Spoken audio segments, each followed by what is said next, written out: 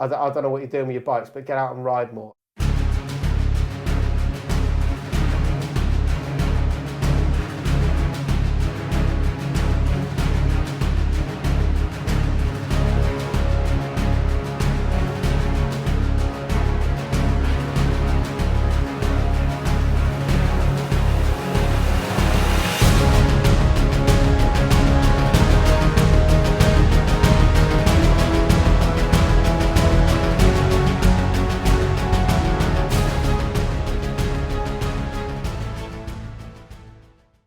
Right, well, welcome back to On the Road Adventure. Firstly, we really wanted to thank you guys for all your support, all your comments and likes and stuff on the video. It's helped us along the way tremendously, especially on some of the cold, wet days. You know, it's nice to finish up in the hotel and read your comments. Yeah, that was really nice. So we thought we would make a very quick video for you guys. We've had a lot of questions and stuff and comments, like I say, so we thought we would go through that and answer some of those questions, and hopefully we'll tell you some lessons that we learned along the way that we wish we had read about before we went out. There's so many. Yeah. So one of the most common things that we had asked was, why are you on the toll roads? Why do you bother taking the toll roads? They're rubbish. Yeah, we know they're rubbish. We spent a lot of time on the toll roads. We know they're rubbish. What we didn't know is just how much and how frequent those tolls were. Firstly, we were on the toll roads because we had a target to meet. It's the first time we've ever done the tolls, isn't it? Yeah, and I think obviously we are not fans of traveling fast and not seeing things, No. but the goal of the trip was to get to Rome and back from Rome. So getting to Rome, we didn't have much time and we were on a time schedule to get there. And coming back from Rome, we had setbacks, and at the same time it was raining, so there was no point of extending the trip and taking it slow. Coming home, we did see a lot more coming home. We went over the Alps and all the rest of it, as you guys would have seen. We stopped at Lake Como and went through the Black Forest in Germany and all the rest of it, so that was great.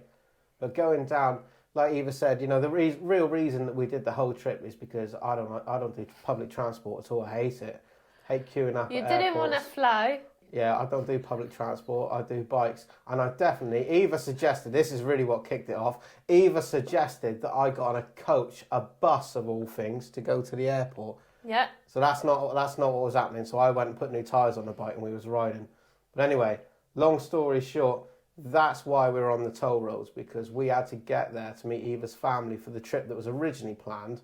And we had to be there in about 3 days. Yeah. So yeah, we found ourselves on the toll roads. So a lot of you asked about the toll roads and the problems that we encountered and how much it cost. The number one problem we had was people following us into the toll booth, wasn't it? Well, yeah, we think that's what it is, that they were too close to us, so the cameras somehow get confused and then they don't let you to actually pay, so it was really frustrating. You would think that people who are there, they would know that, but... The cameras will pick up the registration, and then the registration will tell the machine what class of vehicle you are. So when a car comes up behind the bike, they can't read the registration on the back, and it gets confused as to what vehicle it is. I'm pretty sure that's what causes the problem. Maybe we're wrong. I don't know. Yeah, well, yeah, we only had a week or so of that to experiment. Yeah. So when it comes to tolls, yes, it was a costly experience, and I've got that written down here now. Now, obviously, the advantage with the tolls is that you're going to save time. You're not going to spend money on B&Bs because it's taking an extra day or two to get there. Maybe you saved on fuel, I'm not sure about that. But on the road tolls, we spent about £85 each. That's quite a lot. That's a total of 170 quid. If we were going to do it again, I would much rather spend that money on another night in the hotel and another tank of fuel. That's 2 extra nights. Well, to be honest, it's just more than anything, it's annoying to stop every 5 minutes, take your phone, take the ticket, the machine is not working, somebody's stopping too close behind you. It was just one big nuisance. It's just, maybe it's not about the money so much, it's about the nuisance, I think. On that, we didn't know this, but at least 2 of you guys at the McLeod 1972 and at Half Man, Half Pirate both wrote and told us that there's something called a Liberty tag.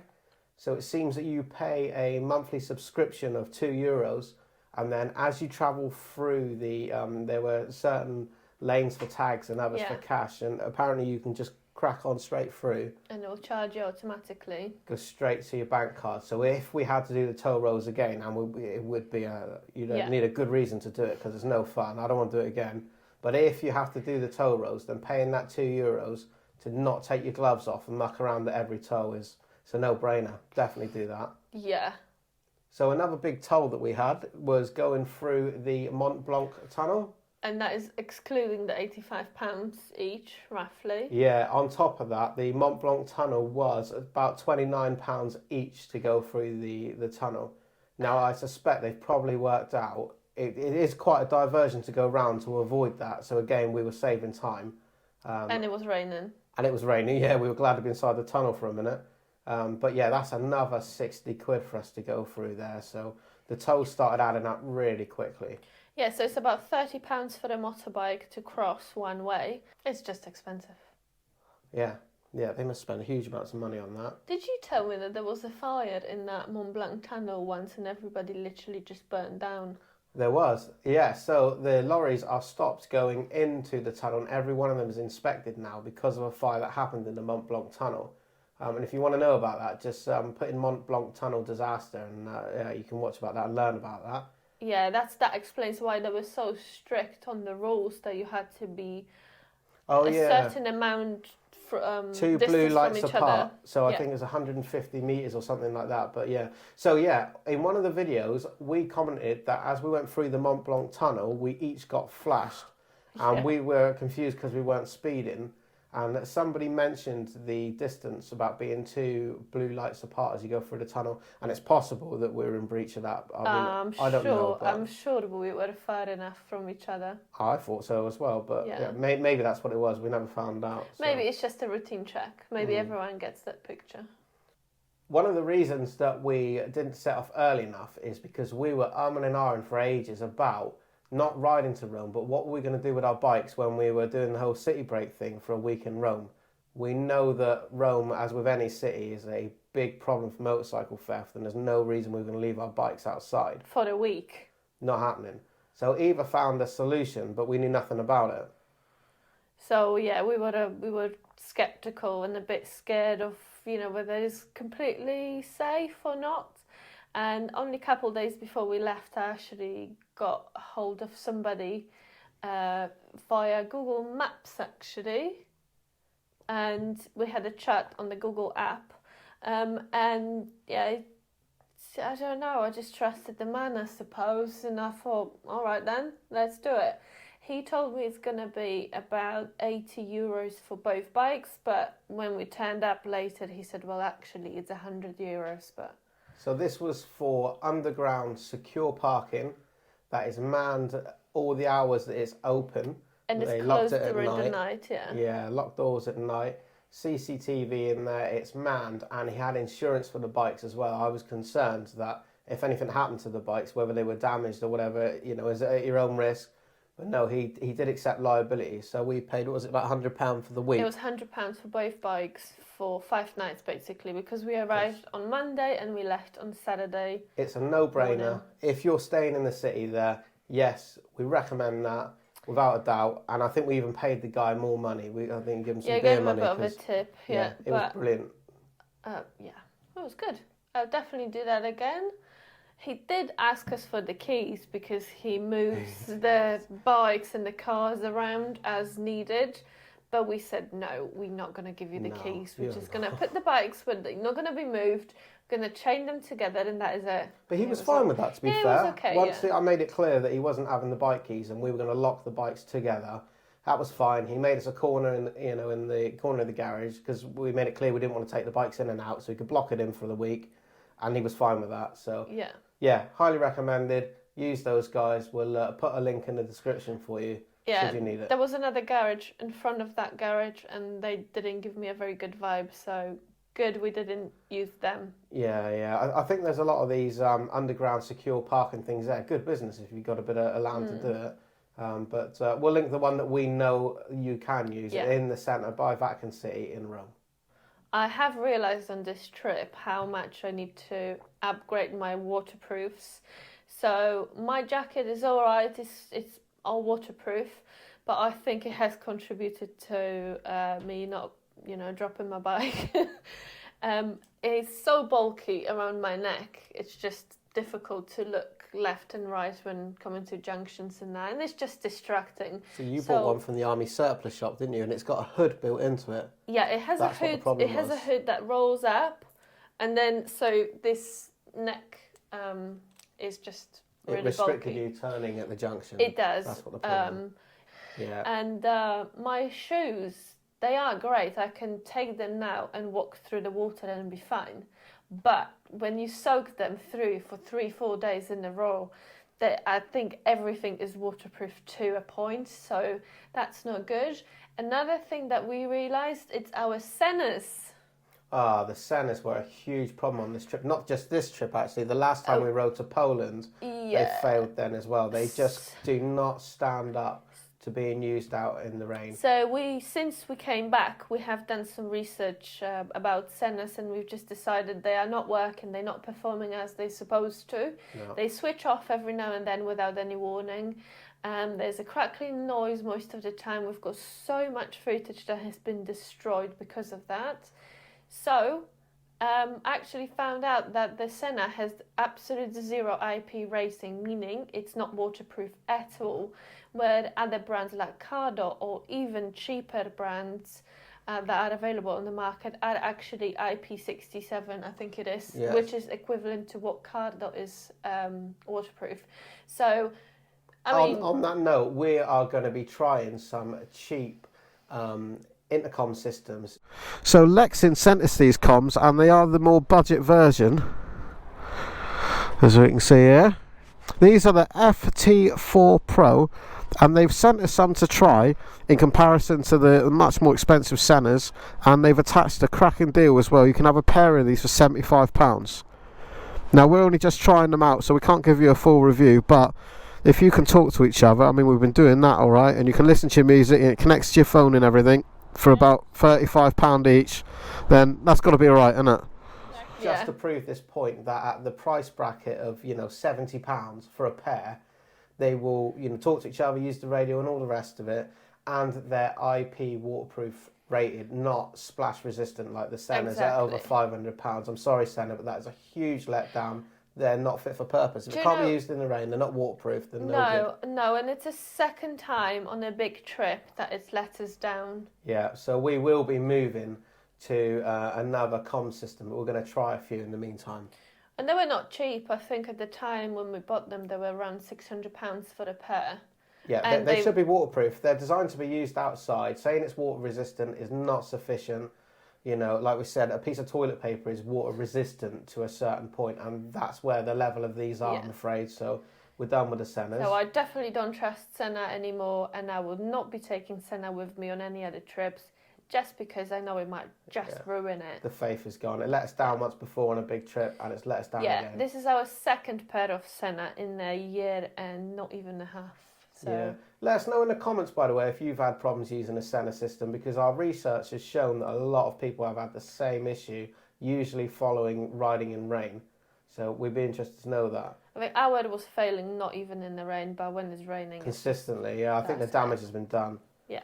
So more of the story is, before you go away, test all your gear, make sure you've got good quality gear, and make sure that you've got high-end, good waterproofs, because without that, you've got a big problem. I wonder if there's any ways of waterproofing more your boots. Like that Fab Seal spray or stuff like that. Would that work? That can be used, yeah. Because anything extra you can do. Hey, do you remember I said on one of the videos that as bikers, one of the worst things we do is putting the wet helmet back on your head. Oh. And if anybody knew a solution about it... That just gives me chills remembering that. Oxford products make a waterproof balaclava. I didn't know this. Really? Yeah, because I was saying if you put a neck buff on and it gets wet, now you've got that wet moisture on the back of your neck and you feel cold. You don't want that there.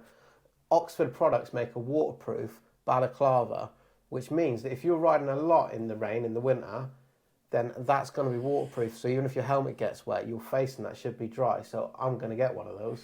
Well, the truth is that you're not intentionally going for a ride in the rain, but if you get caught in the rain, you just need to keep riding, and that's what the problem is. For what that costs, I'm going to get one and I'm going to put it in my pannier bags. I'm getting one, yeah. Test it, yeah. Right, you guys asked us a lot of questions, and without going on for hours and hours, we're going to answer some of those questions. Andrew Mason, 2879, he said he's looking for an adventure bike for him and the wife, and wondered if the Africa Twin is any good at 2-up with luggage. Now, I've got some experience with this. I've gone 2-up with mine. I've taken Eva out a couple of times, and I took Eva's sister as well on the back of mine. Now, I'm no small chap. There's plenty of weight on that bike, and there's plenty of room. It handles brilliantly. The suspension is adjustable. You can put pannier boxes on it. If you want an adventure tourer, Andrew, I recommend the Africa Twin. If you want an even bigger version, there's the Adventure Sports version as well. And the new 2024 model is coming out very shortly, so I think that's going to be very impressive. Tempting. Yeah.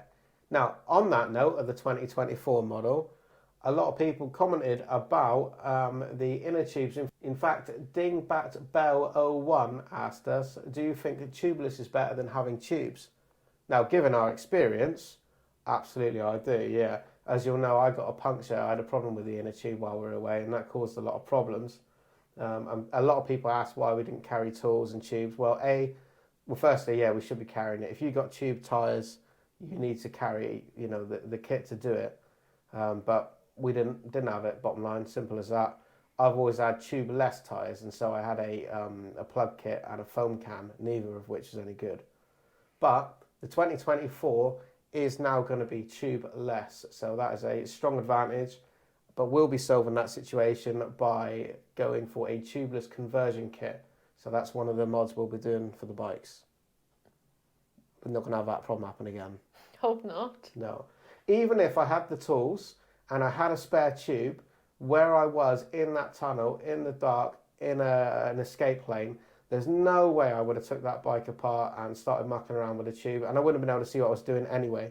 But if it was tubeless, yeah, I could have plugged that in about 5 minutes, pumped it back up with the LEXIN air pump, and been on our way. So ours is going tubeless. So we had a question from Rinky Dink 73274. Can I ask, is Eva's bike standard or has it been lowered? She looks so comfortable on it. Very comfortable, and I am comfortable on that bike. And it's not lowered, it's all standard. I can touch floor with 1 foot. The only modifications I did is the crash bars and backbusters, that sort of stuff. So the Africa Twin looks like a big daunting bike, and it is, but actually the bike comes with 2 seat heights, so there's a higher and lower seat height. Eva runs hers in the lower position, I run mine in the higher position, but I'm only 5'7" and a 30-inch inseam. With the seat in the high position, I am on tiptoes both sides. In the low position, I can almost be flat-footed both sides. But with the right technique, covering the rear brake, flat-footed on the left, it's no problem at all for a shorter rider. That's all you need. Okay, so Gary Noel 5641 asked, what cameras do you use? The quality is superb. So we use a lot of different equipment, and what we'll do, because we've had a lot of questions as well about the gear that we use for ourselves and the gear that we have on the bike as well. So shall we list our favourite stuff, or we'll list the things that we think is important in a description below, so you can have a look at those things online yourself. We'll be here all day explaining that. Yeah, but again, the key to everything is it doesn't matter how good your gear is, you need to spend the time to learn how to use it. There is so many different settings, and you will, the learning process right. is never ending. There's so many settings and things to mess around with. But in short, we use GoPro cameras, we use DJI audio equipment. Up till now, we've used Sena headsets. We won't be using them anymore. No. We use DJI drone. We some use filters and bits and pieces. Yeah. So yeah, but we'll put all the details in the description below, because we'll be here all day discussing that. Perhaps we'll do that for another video. Yeah. So you guys write comments and questions just all the time, and we encourage that, and we like that. The thing is, we want to build a community of motorcycle travellers, and we really want to encourage other people to do the same thing. You know, there's so many comments there, you know, well done, you know, your inspiration, you know, you guys riding in the rain, you don't moan and all the rest of it. You can all do the same thing. What we're doing is not particularly clever, clearly, or special, right? You know, we make loads of mistakes along the way. But what you got to do is make the decision to pull your bike out of the garage, get out and go. Even if you don't know where you're going, just go. Just go and do it. It doesn't matter where. And when you get the opportunity, go touring as well. That's the most important thing to take from all this, I think. Yeah, you just need to be careful because the more you do it, the more you want. So, That is the right now, problem. I'm really struggling being here. And I know I have to go back to work and all that, but I just rather ride my bike, and I don't even care that it's cold. I just want to be on my bike. No, if you've got fairly decent gear, I mean, the textiles we use are Oxford Mondials, and that's fantastic stuff. We really rate the Oxford stuff because it comes at a fair price. It's decent quality kit, and it doesn't, you know, I mean, some of these brands roll into thousands for a jacket and trousers, and I'd rather spend that money on a trip. The Oxford's good stuff. There is one thing that I wish I had with me on that trip, which is my heated vest. The heated vest is a new addition. Yes. And that thing is fantastic. Yeah. Yes. So you'll be able to find that in another video of ours on the channel. We recommend you check that one out. Maybe we'll put a link to that as well in the description below so you can find it.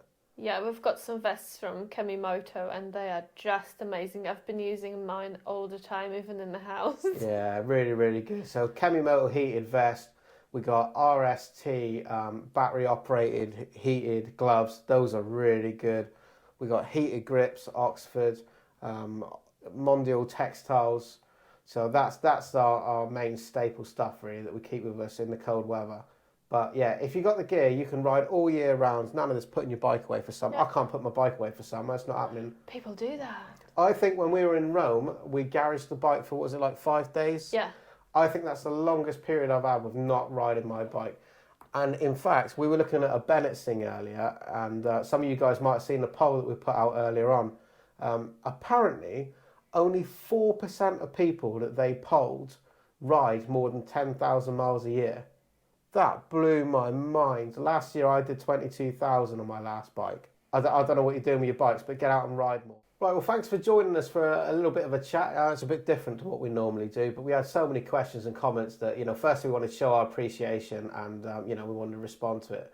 Any other comments and questions you got, by all means, drop them in the comments section below. But yeah, we really do appreciate your support, watching the videos, liking, subscribing, and all the rest of it. And we're now planning what we're going to do next. Yeah, the plan changes daily from Japan to Africa, so we'll see. The hardest thing we ever do is choose what we're going to do next, but do something next we will. So thanks for joining us on the channel, and we'll see you on the road for the next one. See ya. Cheers.